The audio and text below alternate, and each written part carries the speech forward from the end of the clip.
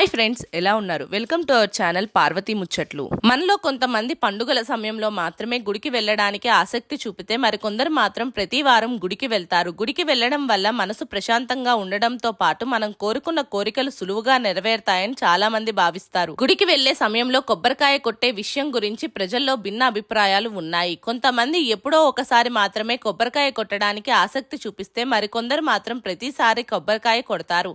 అయితే పండితులు మాత్రం గుడికి వెళ్లిన ప్రతి సందర్భంలో టెంకాయ కొట్టాలని, అలా చేస్తే మాత్రమే శుభ ఫలితాలు పొందే అవకాశం ఉంటుందని చెప్తున్నారు. కొబ్బరికాయ కొట్టే సమయంలో కొన్ని జాగ్రత్తలు తీసుకోవాలని, పొరపాట్లు చేస్తే మాత్రం నష్టపోక తప్పదని పండితులు చెప్తున్నారు. ఎవరైతే గుడికి వెళ్తారో వాళ్ళకి అప్పటి వరకు ఉన్న సమస్యలన్నీ తొలగిపోయే అవకాశం ఉంటుందని చెప్తున్నారు.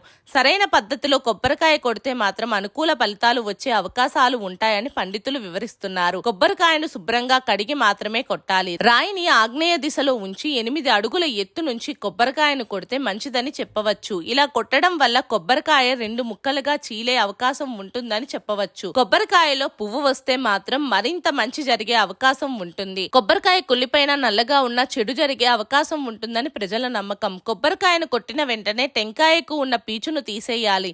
కొబ్బరికాయ కొట్టి కుంకుమ బొట్టు పెట్టడంతో పాటు చక్కెరను కూడా దేవునికి నైవేద్యంగా ఇస్తే మంచిది. మా వీడియోస్ కనుక మీకు నచ్చినట్టయితే మా ఛానల్ని లైక్ చేయండి, షేర్ చేయండి, అలాగే సబ్స్క్రైబ్ చేసుకోవడం మాత్రం అస్సలు మర్చిపోకండి. మరిన్ని ఇలాంటి వీడియోస్ కోసం మా ఛానల్ని ఫాలో అవ్వండి.